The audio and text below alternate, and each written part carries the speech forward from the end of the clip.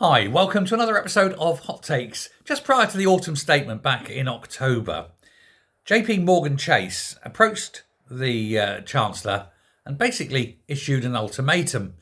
The ultimatum was that if she went ahead with the planned increase in banking taxes, they would pack up ship and leave London. They would go elsewhere. This was bad news for Reeves because JP Morgan Chase, give them their full name, are one of the biggest banking groups in the world, and they contribute over $1 billion a year to Britain.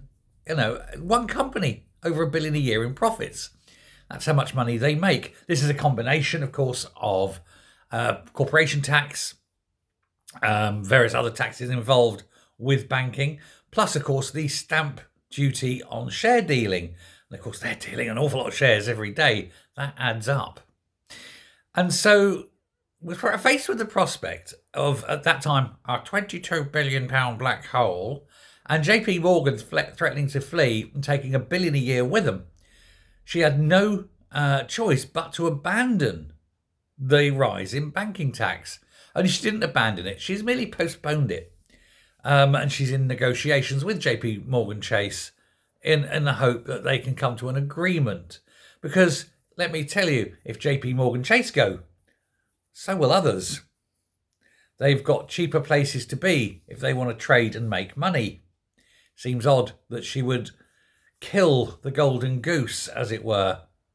But there we go, at least not the golden goose, the goose that lays the golden eggs. That's the thing, isn't it?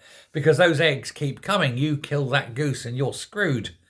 And there we are. So she's got this and she did stop it. So it shows that she is capable of being threatened into sensible attitudes. But think about it. If they go, if others go, that's billions upon billions, as well as the loss of jobs. How can they pay that? Who can afford it? The whole point of having a very strong stock exchange in Britain is to have it with little red tape, just enough that it works, not enough to strangle it, and keep the taxes low. Given the profits they make, you're still making a lot of money. Let them make even more and you get a bigger share. More money coming in. But of course you throttle the banks and because you think, I'm going to make more tax because I'm a genius. And the banks won't have it. You won't make more tax. You'll make less. This is why someone as stupid and dim as that dim bin needs to be kept well away from, the Treasury.